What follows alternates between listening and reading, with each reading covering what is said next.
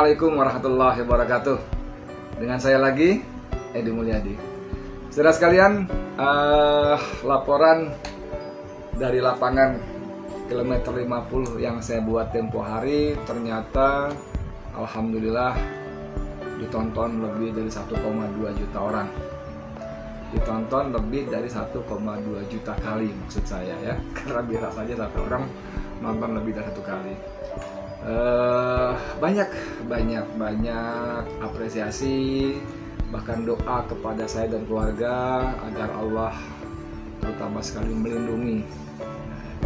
Tentu saja itu sesuatu yang sangat membanggakan dan mengharukan sekaligus. Tapi seperti biasa, salah satu ada plus minusnya. Demikian juga laporan saya tadi, ternyata telah mengusik sekelompok pihak, sekelompok orang yang merasa terganggu dengan laporan saya. Kalau mereka hanya sekadar meragukan atau apa, tidak suka, itu saya kira wajar saja.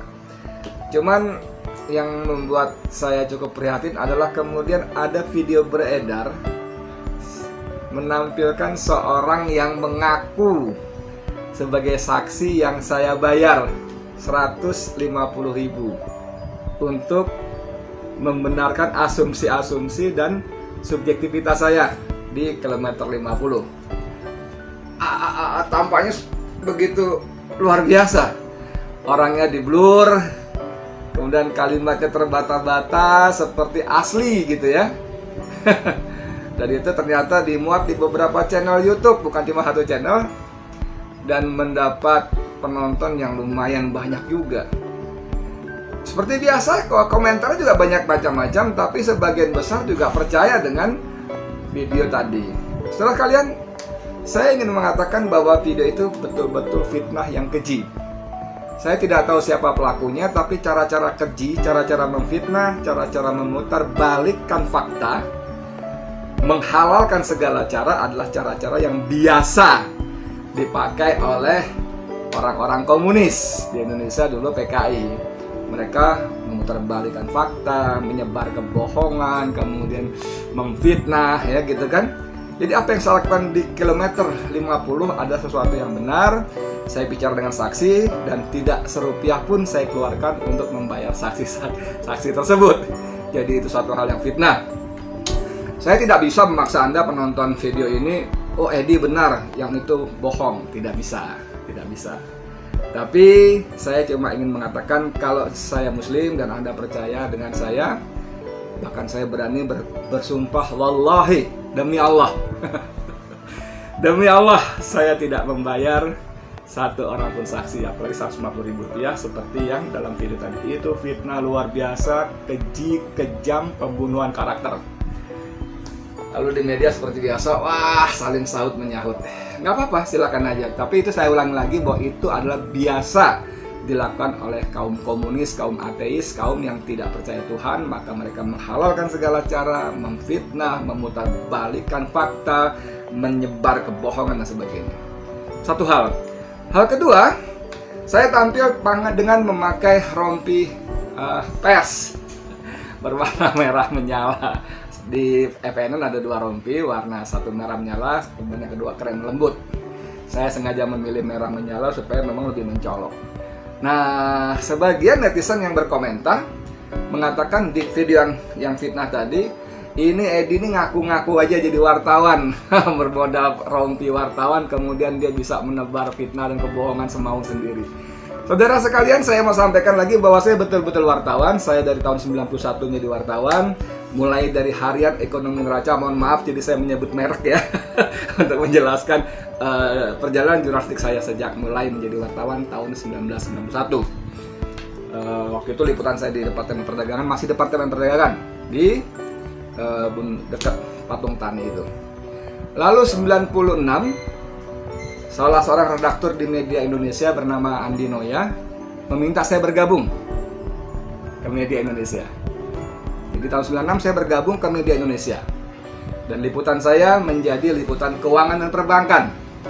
Saya meliput di Kementerian Keuangan di mana di Lapangan Banteng, dan Bank Indonesia di Tamrin. Mondar-mandir situ di samping hal-hal lain di seputar Sudirman, Tamrin, dan Rasuna Said yang orang bilang biasa segitiga emas untuk meliput isu-isu seputar keuangan dan perbankan. Saya ini ngarang-ngarang tuh. Bisa aja ngaku-ngaku. Oke, nggak apa-apa. Tapi kalau mau tak saksi, ketika di neraca itu siapa yang menonjol sekarang ya? Siapa?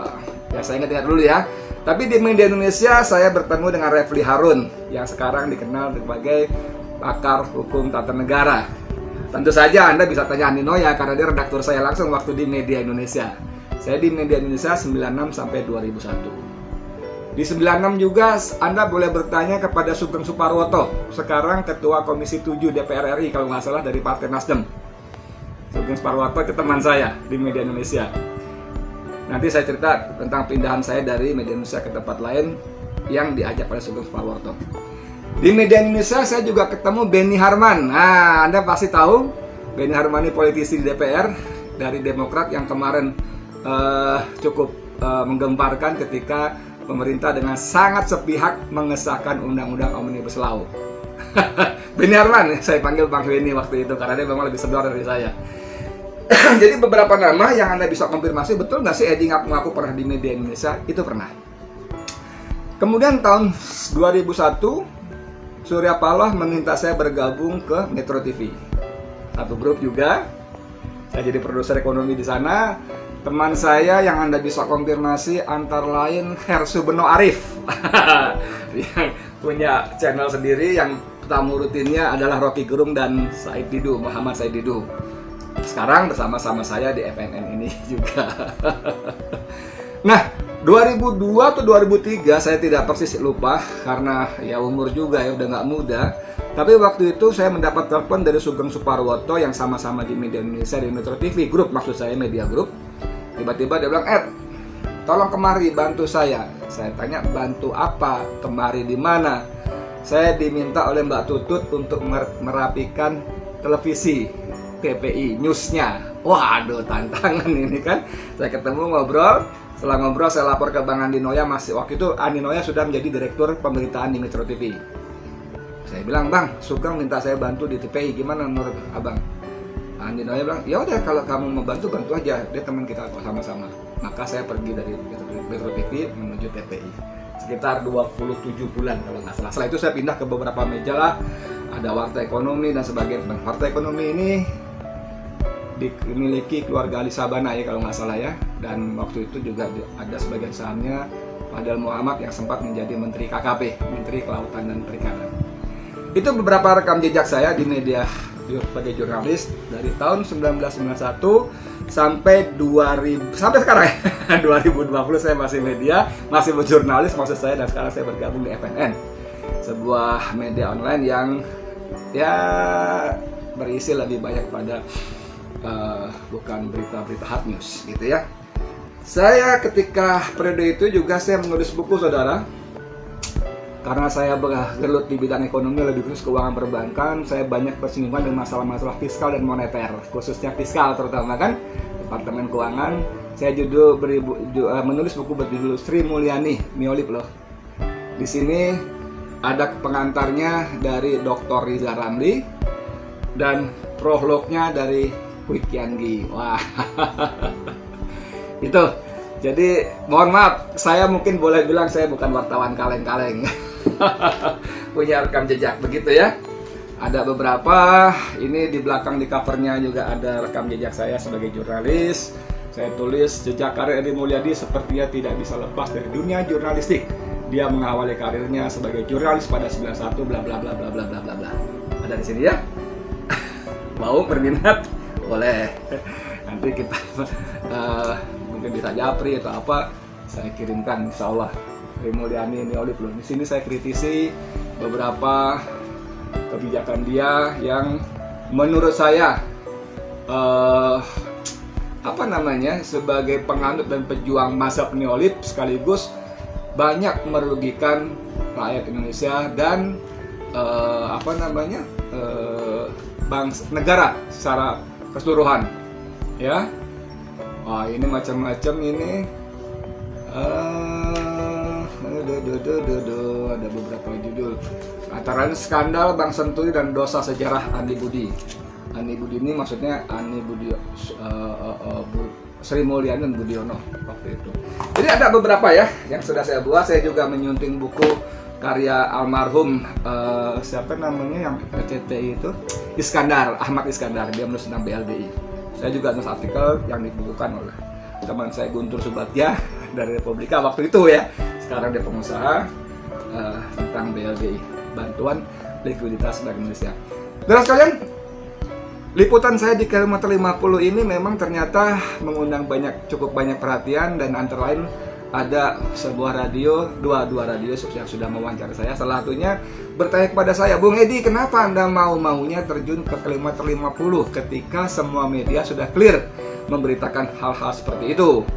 Saya katakan, Bung, saya wartawan, saya punya kode etik jurnalistik sebagai pedoman, saya punya Undang-Undang Nomor 40 tahun 99 tentang pers, dan itu mengharuskan saya untuk kritis. Saya bacakan saja ya. Di kode etik jurnalistik itu pengantarnya mengatakan untuk menjamin kemerdekaan pers dan memenuhi hak publik untuk memperoleh informasi yang benar, ya kan? Untuk menjamin kemerdekaan pers dan menjamin memenuhi hak publik untuk memperoleh informasi yang benar, gitu kan? Wartawan Indonesia memerlukan landasan moral dan etika profesi sebagai pedoman operasional dalam menjaga kepercayaan publik dan menegakkan integritas serta profesionalisme. Atas dasar itu, wartawan Indonesia menetapkan dan menaati kode etik jurnalistik. Ini yang orang suka, wartawan itu punya kode etik jurnalistik loh. Jadi saya bacakan kenapa saya mau berkunjung mendatangi kilometer 50 setelah peristiwa penembakan 6 anggota FPI. Karena polisi seperti kita tahu menyiarkan pernyataan-pernyataan yang dimuat penuh-penuh oleh teman-teman media. Junior-junior saya, adik-adik saya, mungkin malah anak-anak saya. Kalau mereka masih di bawah 30, berarti masih anak-anak saya. Ya, mereka muat bulat-bulat apa kata polisi. Kalau kita lihat di running text-nya itu penyerangan simpatisan FPI kepada polisi. Begitu bolak-balik, narasinya persis plek. Nah, saya ingatkan adik-adik, anak-anakku yang wartawan-wartawan junior, kode etik jurnalistik itu yang pertama mengatakan wartawan Indonesia bersikap independen, menghasilkan berita yang akurat, berimbang, dan tidak beritikat buruk. Akurat, berimbang, dan tidak beritikat buruk. Independen sifatnya, menghasilkan berita yang akurat, berimbang, dan tidak beritikat buruk. Kalau berimbang, ya harus ada sumber lain yang biasa kita sebut dengan cover both side. Kalau kita menampilkan narasumber A, ketika ini dua pihak berhadapan, maka kita harus menampilkan narasumber B. Nggak bisa kita bulat-bulat telan si A, lalu kita stigma si B salah dan sebagainya. Atau sebaliknya, tidak boleh. Tidak boleh, bos. Tidak boleh. Lalu yang kedua, wartawan Indonesia menempuh cara-cara yang profesional dalam melaksanakan tugas jurnalistik. Oke? Ya. Yang ketiga, wartawan Indonesia selalu menguji informasi, memberitakan secara berimbang, tidak mencampurkan fakta dan opini yang menghakimi, serta menerapkan asas praduga tak bersalah. Wartawan Indonesia selalu menguji informasi. Saya datang ke lokasi kejadian untuk menguji informasi. Saudara sekalian, ya, saya kira itu penjelasan saya seputar kilometer 50 dan sekian dulu dari saya dah ya. Edi Mulyadi, assalamualaikum warahmatullahi wabarakatuh.